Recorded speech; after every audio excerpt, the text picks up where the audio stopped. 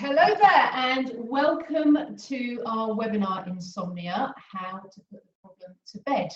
Now, we're just going to wait a minute or so to see if any people want to join us. We've got a few people online already, so welcome to those of you who have joined us. So if you bear with us for just a minute, and then we are going to get on with the show. So if you just, it looks as if I'm coming into a computer, but I'm really not.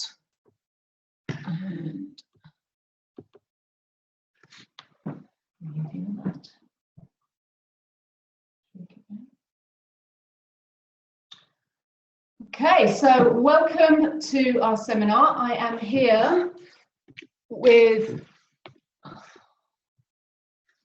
Shelley Baker from Sherry Baker Aromatic Therapy and Kay Hay of Kay Hay Chinese Acupuncture.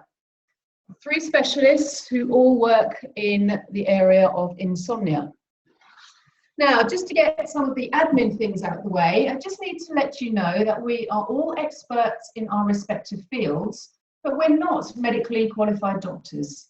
So the information we're going to share with you during this webinar should not be used for diagnosing or treating a health problem or disease. We're all individuals deciding on their own and his or her own lifestyle preferences, and that retains with you full legal responsibility for your own health. So if you have or suspect you may have a health problem, you should consult your GP.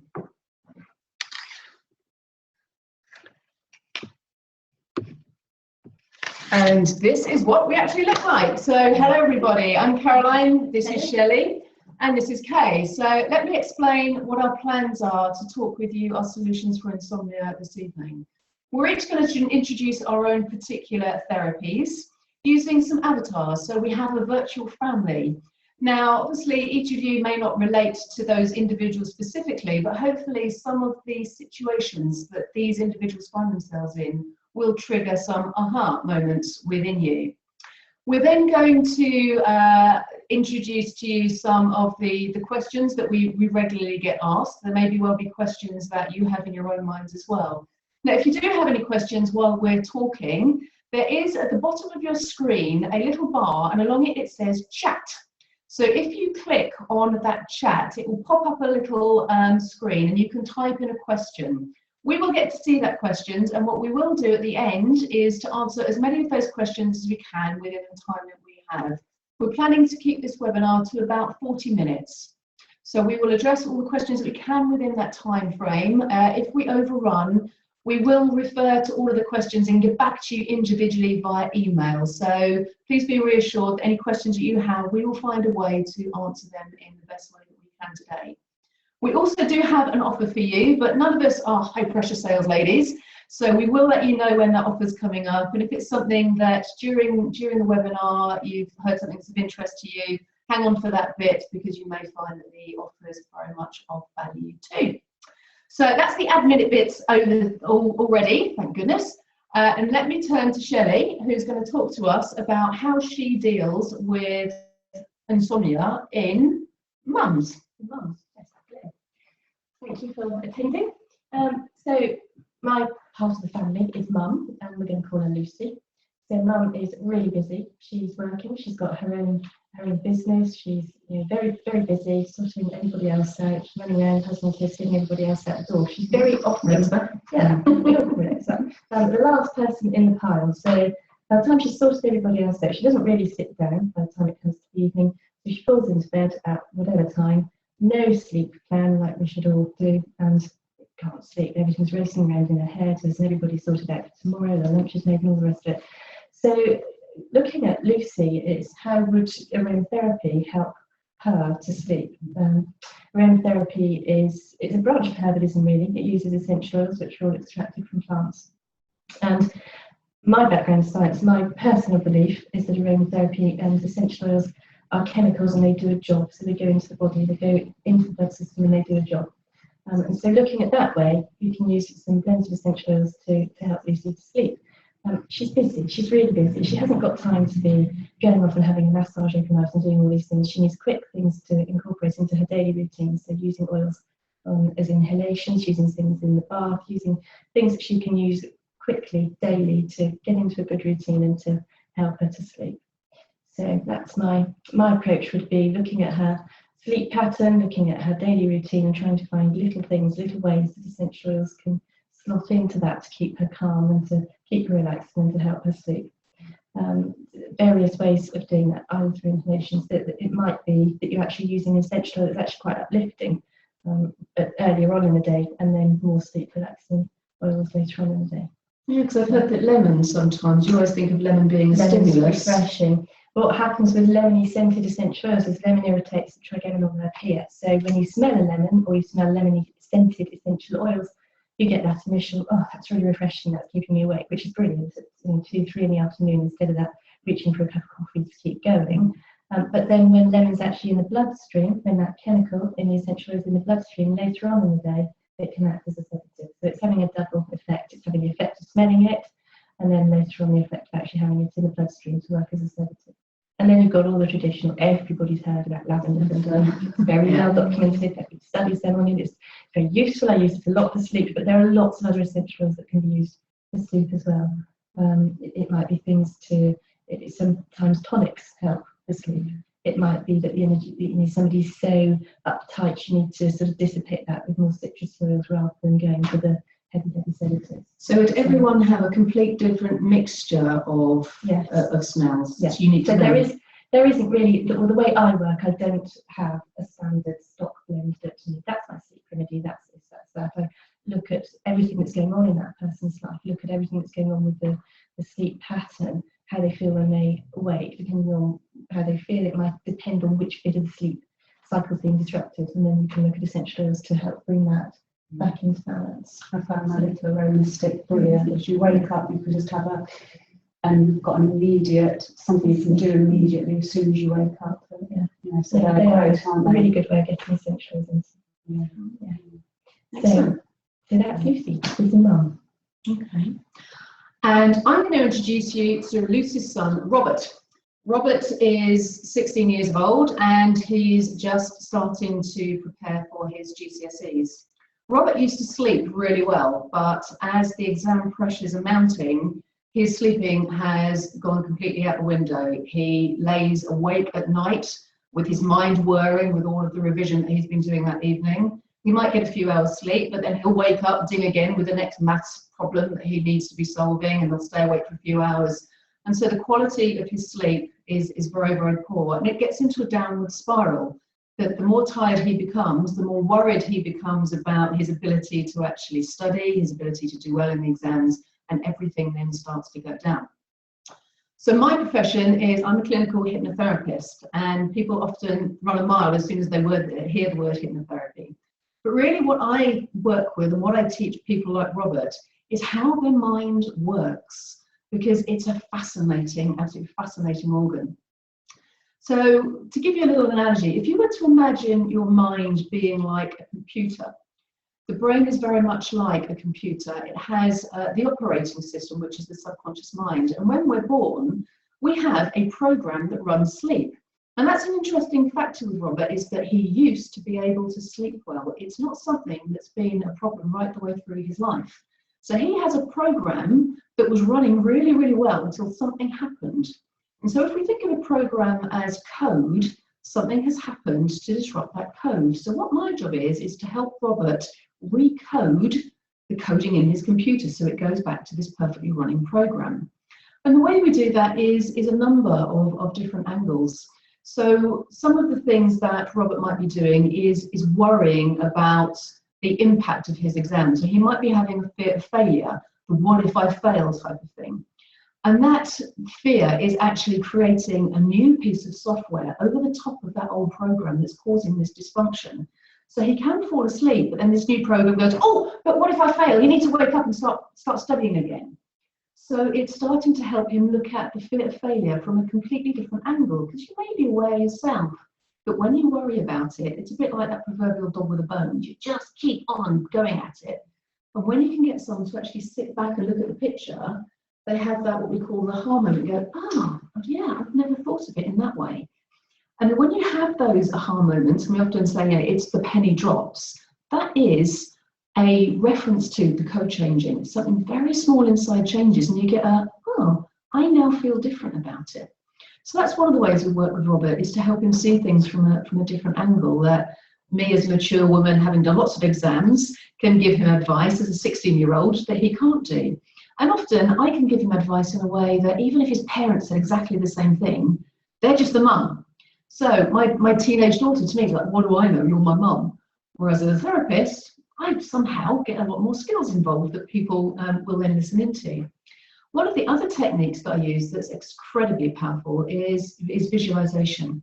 And visualization is something that a lot of top athletes, it's a common factor in the Olympic team now to use this skill. And it uses one of the few very minor faults in this wonderful computer that we have. And that's the fact that the brain can't tell the difference between reality and imagination. So it's now been proven that whether you think something or whether you actually physically do something, the same motor neurons start to fire. So we can use this. And the process of visualization is creating a new program for Robert that will help him to relax, to feel calm. So I may, for example, help him to visualize going into the exam, imagining that everything's calm, he's feeling confident, he sits down, turns over the paper. The first question is one that he knows off the back of his hand. He gets to the end of the 3 hours, he closes the paper and feels brilliant. And just the simple process of running that program, that visualization, like a little mini clip over and over again, literally sets up a program. But subconsciously, when he does it for real, it goes, oh, I know what we do in this situation. We go into the exam hall, we're nice and quiet, we turn over the paper, we can answer all the questions, fantastic.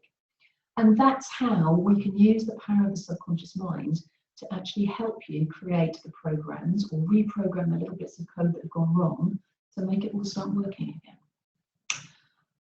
Kay, tell us a little bit about what you do with acupuncture. Thank you, Caroline. So as an acupuncturist, try and give you a flavour of how I would work with somebody that's suffering with insomnia. So my member of the family is Tom. Tom's had bouts of insomnia in the past, haven't we all? We all know that, you know, you can have a bad night's sleep, and very often you can actually think, oh, I shouldn't have eaten that heavy meal so late, a bit of indigestion, or working hard in the garden, aching muscles, and you've got an awareness of why you've had a bad night. Worry over an exam or an interview is another common one. But when the problem becomes chronic and it's night after night, as you probably know if you're an insomnia sufferer, it really does start to affect your life. So what's happening with Tom is exactly that. He's having bad sleep every night. He's got a reasonable bedtime routine. He doesn't go to bed too late. He doesn't drink, coffee at 9 o'clock and then expect to sleep well. And generally, he gets off to sleep okay. But in the early hours of the morning, he finds he wakes up, he's wide awake, he's thinking about what he's got to do the next day, what's on the agenda at work, and his mind is whirring and he can't get back off to sleep. So a good 2-3 hours, and then finally maybe grab an hour of sleep and the alarm goes off and it's time to get up. So that's the kind of pattern that Tom's experiencing. Now, as an acupuncturist, what I'm always trying to do is re-establish balance, and that's balance physical, emotional, and mental. All those things have to be in balance for good health. And somebody that is in a good, healthy balance should be able to sleep well. So any imbalance in the body could cause insomnia. Might not, might cause something completely different, but it could cause you to have a bad night's sleep. So how do I get to the bottom of Tom's problem?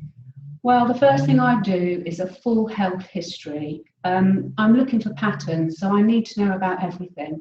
I'll be asking Tom in great detail about exactly how this insomnia manifests itself. I'll be asking him about his work, his lifestyle, we're talking about his digestion, his energy levels, health history, any past illnesses. And it really is about getting as full a picture as possible about what is going on in his body, mind and spirit. So doing this with Tom, I find out that he's going through a really stressful time at work at the moment. The pressure's on, he's working very hard, quite long hours. He's finding that he's quite irritable in the day, and he's very hard to keep a lid on his temper sometimes.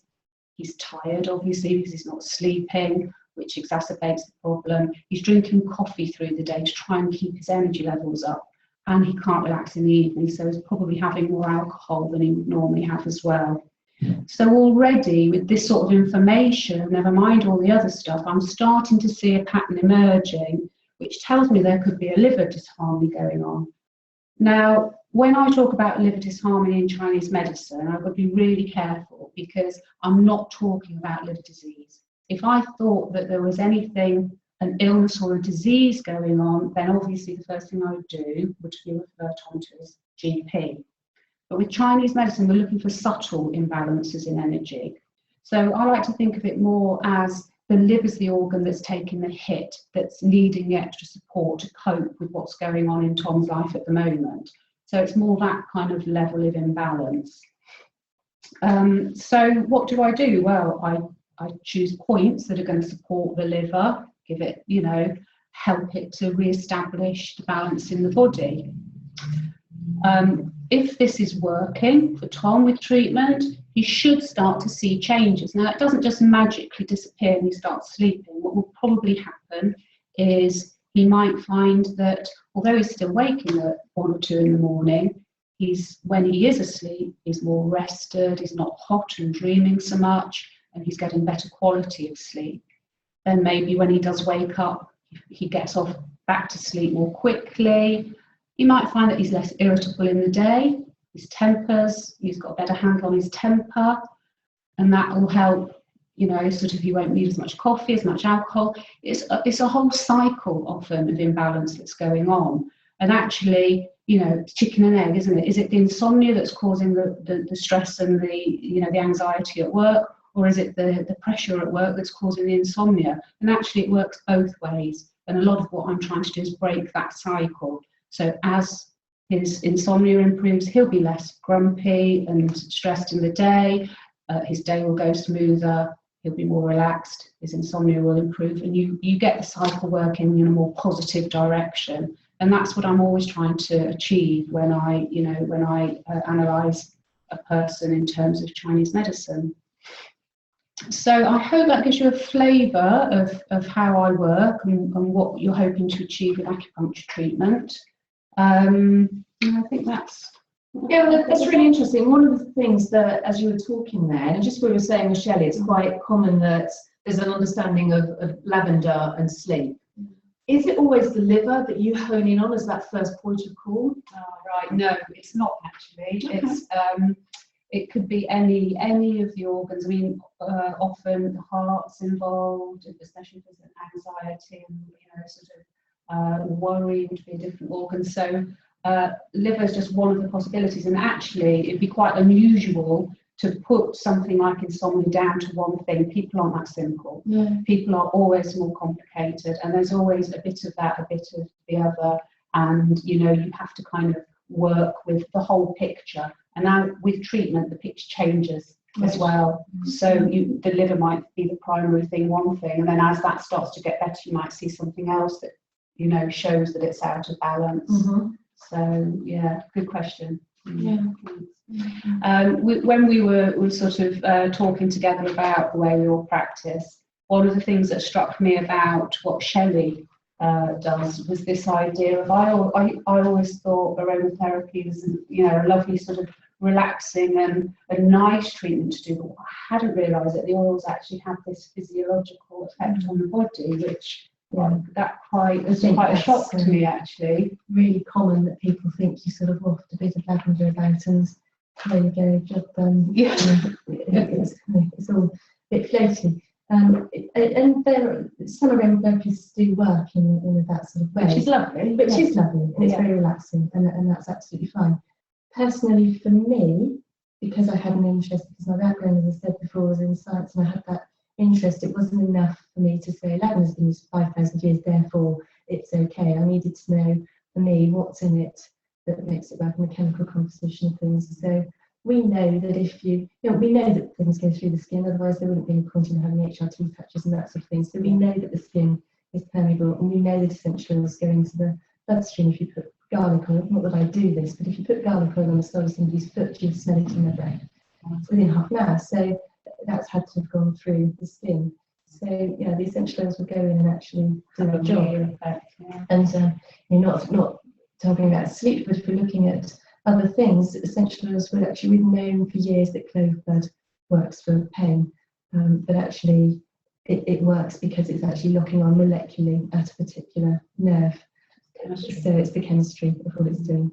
So they're not working like drugs, and we would never say that, but they do actually have an effect. It's a lot more than just smelling something and feeling lovely. There's a lot more to it than that, so, I believe. Absolutely, yeah. And Caroline, one of the things that I've noticed with some of my people is that they're extremely busy and they're not going to be able to, can you really alter somebody in a very short space of time? Can Lucy really manage to fit everything in? Yeah, and that's a really interesting question, because and like anything, there's more than one ways to look at it. And the argument I would put forward to someone is, if you want to achieve something, it invariably requires a bit of effort. And so one of the first things I'd say to Lucy is, what is it costing you to be tired all the time? Does that mean actually you're less productive, you're getting less things done, you're dropping balls left, right and centre because you're exhausted?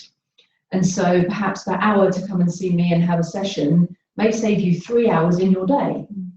And that's the kind of like, oh, I hadn't thought of it in that way type of moment. So quite often, if the motivation to do something forward isn't good enough, look behind you. And if you've got one of these big monsters going, oh, I'm going to get you, go, okay, I'm ready to run now. So it is a question of motivation. And I liken hypnotherapy a lot to physio. I can teach someone the exercise just like a physio can teach someone the exercise. But the real value is the practice you do at home. And all of the techniques, they're not things where, a bit like going to the gym, you don't have to go to the gym for an hour every day. It's just a subtle reawareness. It may be when you're driving, just repeat a little saying to yourself to create that reprogram. Or when you're sitting having a cup of tea, just close your eyes and run through that little visualization. So they're the sort of things, it's like a couple of minutes here, a couple of minutes there. And I would then argue again with Lucy that if you really want to sleep well, can you find that 2-3 minutes 3 times a day? And if she says no, then my argument would be, well, actually, I think you're quite happy and well with where you are. And then that might be another angle we take is, what benefit are you getting from having insomnia? Because I know a lot of people who actually like pain because the pain gives them an excuse not to do something, which is a really interesting angle to come to talk to, and perhaps the subject of another webinar. We'll do that another time. But yeah, so that's all part of the how is Lucy thinking? Why is she thinking that way? And I help her to think in a different way to see if that gives her a motivation to change. Once that motivation is there, then the change can happen really, really quickly. Coming back to you now, I had Robert as the teenager. I've also got a teenager myself. And when we've been talking about aromatherapy, she turned around and said, oh goodness, I'd never have that, because that means a massage. I'd have to take my clothes off in front of a stranger to have a massage. Not doing it. So, how do you deal if a teenager actually thinks, I quite like this idea, or there's a parent watching that thinks, my teenager might really like this, but I know there's no way they'd get undressed in front of a stranger. What's the solution? It's extremely common. Yep. Very common. I completely understand that. You don't have to have massage to have aromatherapy. So you could use essential oils in the bath, you could use essential oils as an inhalation, like the aroma sticks we were talking about. So you could teach her, as her mum, you could teach her a hand massage with a hand cream that she's got her own blend of essential oils in. So there are lots of ways of introducing essential oils to the body to help without actually going and having a massage. Of course, in terms of stress and relaxation, having a massage is an amazing thing to do to try and calm that down, and looking at the history behind why somebody is so stressed and they're able to relax and they're able to sleep. But I would never say to somebody, you've got to come in and I'm going to ask you questions and then ask you to take your clothes off and then give you a massage, because that's just not relaxing, not going to do the job. So, but I guess also, if you have a little aroma stick, because they look a bit like fixed, they look like inhalation sticks, don't they? Or even a hand cream. It means that kids can have them in school, and actually be helping themselves with aromatherapy without anyone else even knowing. It was certainly with the aroma sticks, we use them for all sorts of things, from nausea, travel sickness, through to sleep and stress and uplifting, all sorts of things. It's just a way of getting the oils into the body, and it's actually inhalation is the fastest way to get an essential oil into the body. So yeah, very, very effective. Patches as well. Did you The say patch, you can have patches for sleep. Yeah, the aroma stick is great, but once you're awake, and then you have to sniff the stick. But you can have the essential oils put onto a patch that just sticks onto the chest, and then you've got a 4 or 5 hour release of essential oils. So hopefully that should keep you calm and asleep. Yes, and make you feeling fresh. Yeah. Okay, one of the things that people often say to me is that they really, really don't like needles. I know this is one of my biggest problems to overcome with people. I think acupuncture is probably the last therapy everybody chooses because of the needles. But actually what most people find is that they enjoy the sensation of the needles and they find treatment relaxing. And I know that sounds a bit mad if you've never had acupuncture. They're so fine. They're very, very fine. People associate needles with hypodermics. That's the problem, I think, which do hurt. You know, They're not putting a liquid into it. no, it's literally just the needle, and more often than not, it just taps in very gently, a millimetre, not much more, and you will feel something. You're supposed to feel something. That's it working. It'll be a tingle or a warmness or a little ache, or and generally people know when it doesn't feel right, and they say, oh no, that's not there, I can't feel that one, and actually they want to feel that, so that's how they know it's, so it's a kind of a mindset thing again with, accepting that the needle going into your body is a good thing. So, and like I say, most people do actually find it relaxing, and I can be, use a strong needle technique, or I can be very gentle. You vary it, to how the person is and what their needs are. So most people manage fine. And I think one of the things that I had to overcome, Caroline, when I first thought about hypnotherapy, was this idea of somebody controlling your mind. That was the perception I had of hypnotherapy, was that someone went in there in some way and changed things around. Do you think that's a common perception? It's a nightmare. It's an absolute nightmare. And the really frustrating thing for me is it couldn't be further from the truth. Yeah. So most people, their impression of hypnosis, hypnotherapy, we'll come back to that one. Hypnosis is these stage shows. Now, if you think the stage shows, people are volunteering to go up on stage, so they are already extroverts. So even though I can hypnotise myself in seconds, I'd never get up on that stage. So you've got a calibre of people who want to be the centre of attention. What the hypnotists then are excellent at doing is picking the extreme of that extreme group. So they are picking the ones that will literally do anything to be the centre of attention. And what happens when they're hypnotised? They are completely hypnotised, so that's legit, but they are then not controlled in any way, shape or form. Everything that they are doing is of their own volition. And a great acid test is that if you will do something when you're drunk, you'll do it under hypnosis. So if they're the sort of people that when they're drunk, they'll get up on stage, take their clothes off and cluck around like a chicken, then yes, they'll do it under hypnosis. Darren Brown, who's one of the sort of in vogue people at the moment, and he kind of crosses between the two. He does the stage shows, but he also does some interesting scientific work as well.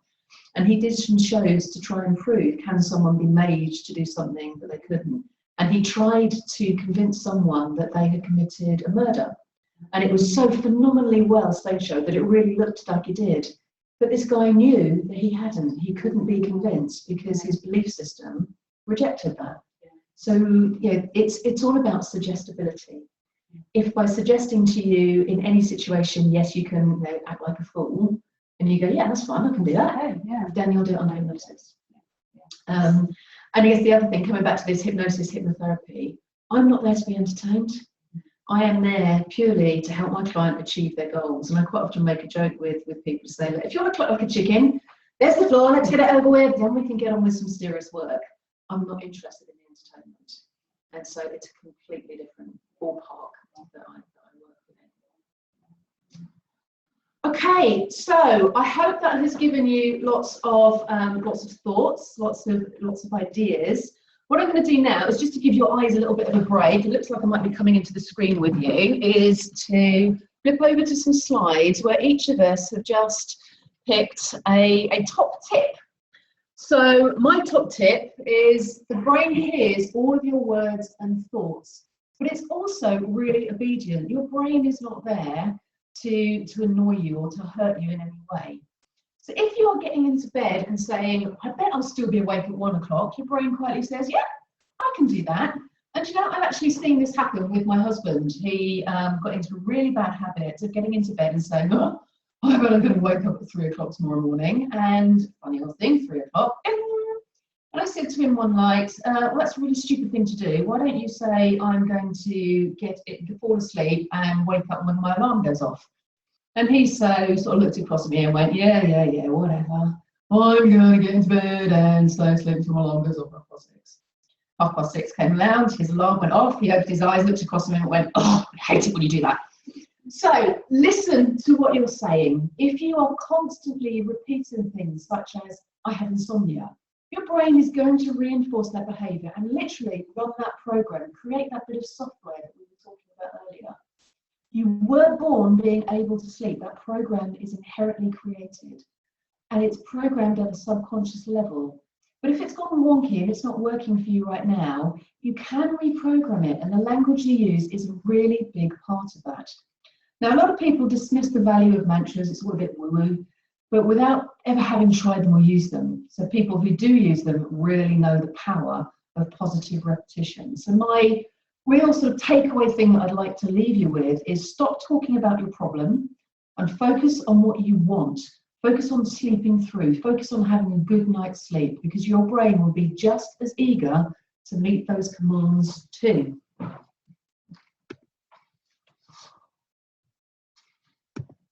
Shelley. Okay, so my tip would be to first of all get into a really good sleep routine. Have a warm, not a hot bath, but a warm bath before bed, and add to it a couple of drops of lavender and ylang-ylang. You've got the Latin names on the screen there, so you buy the right oil. So add 2 drops of each of those to 10 ml of unscented bubble bath base. If you've got nothing else, use full fat or semi-skimmed milk. All you're trying to do is disperse it through the water so you don't get a nice itchy, irritated skin where it's sat on slabs of water. And then relax for at least 20 minutes. Take a book. And then as you get out of the bath, your body temperature will drop, and that will help you to feel sleepy. And if you go to my website, there's a free ebook you can download for some more sleep tips and how to use essentials. And my top tip, so if like Tom, you wake up in the early hours wanting to plan, to do your to-do list, thinking about what you're going to get done tomorrow, then one thing I've come across that can be helpful is to keep a pen and paper by your bedside and jot down your list. Basically get it out of your head, because while it's going round and round in your head, you won't be able to sleep. But once it's down on paper, it might have the effect of just relaxing your mind, letting you, sort of put it to one side and allow you to get back to sleep. And that's my top tip. Fantastic. Now, this is the part that I said I would warn you about in terms of our offer.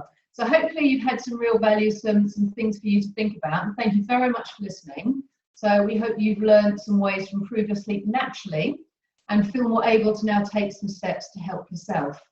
But we do, as I said, have a very special offer to work with each of us. So if you're not interested in that, we'll love you and leave you. Thank you for listening, although we do have a Q&A session, so bear with us. What we have is 10 vouchers to have a taster session with each one of us. So that's one session with Shelley with her aromatherapy, one with myself looking at the hypnosis and relaxation, and one with Kay.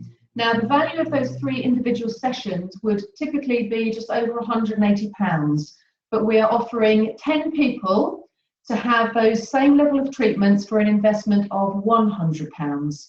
We only have 10 vouchers available, and the vouchers would need to be purchased by the end of this month, so 28th of February, and used by the 31st of May. So you will have a period of time to book your sessions in with each of us and decide on the order of them, so very flexible on that. So if you're interested in having one of those 10 vouchers that are available, then please email Lisa, who is contact@aromatic therapy, and if you quote the sleep webinar, she will come back to you, arrange the first time, and take that payment from you. So it is now time for our Q&A. So if anyone has got any questions, please click on that little round box at the bottom and type in your question now, and we will stay here for as long as there are questions coming. So there's a comment there from Pat. Thank you, found it really interesting. That's fantastic, Pat, thank you.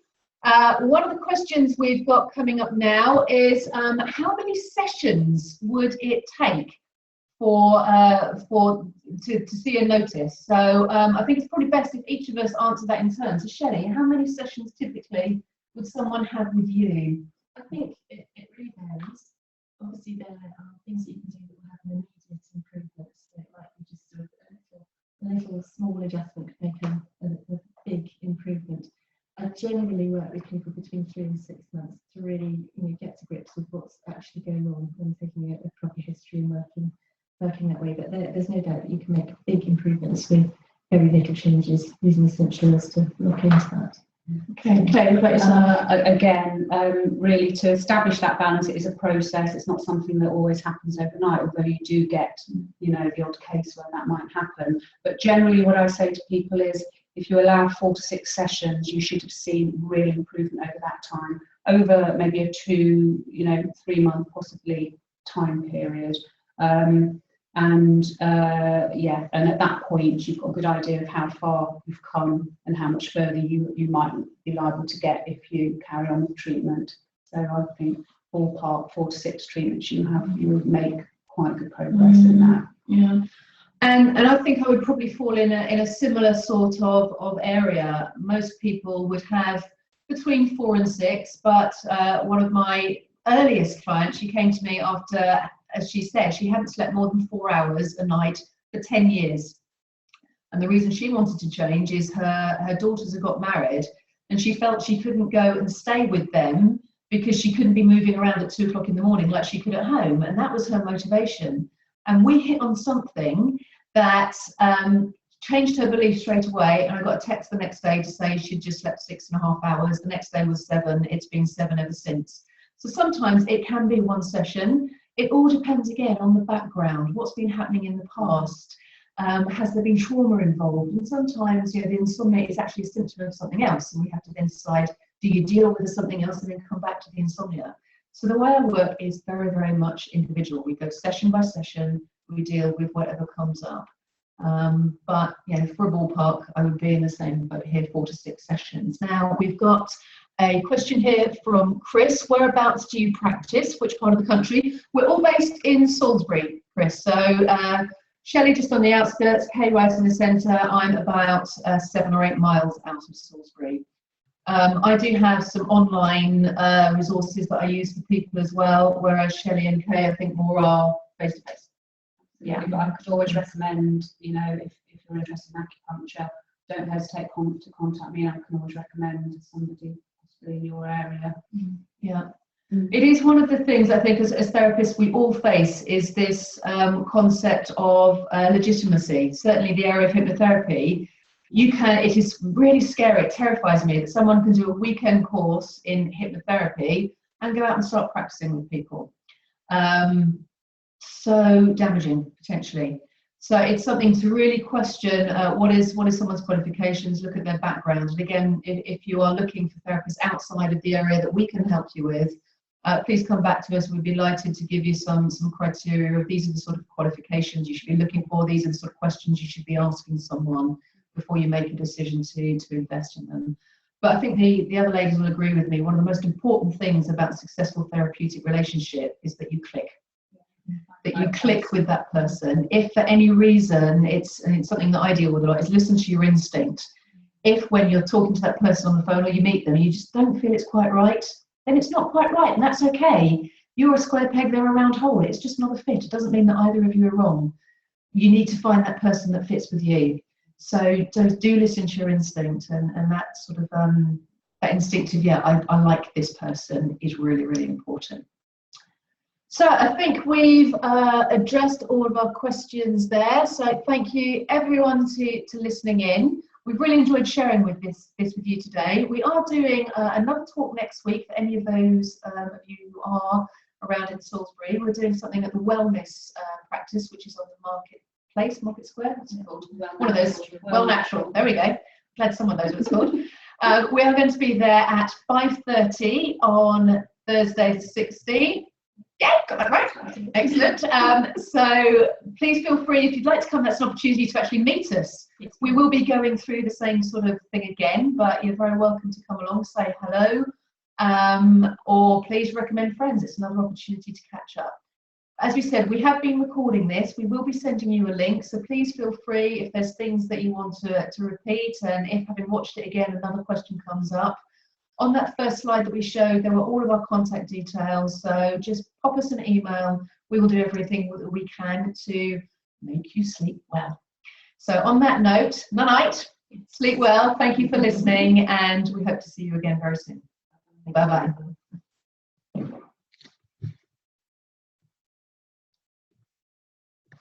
End meeting.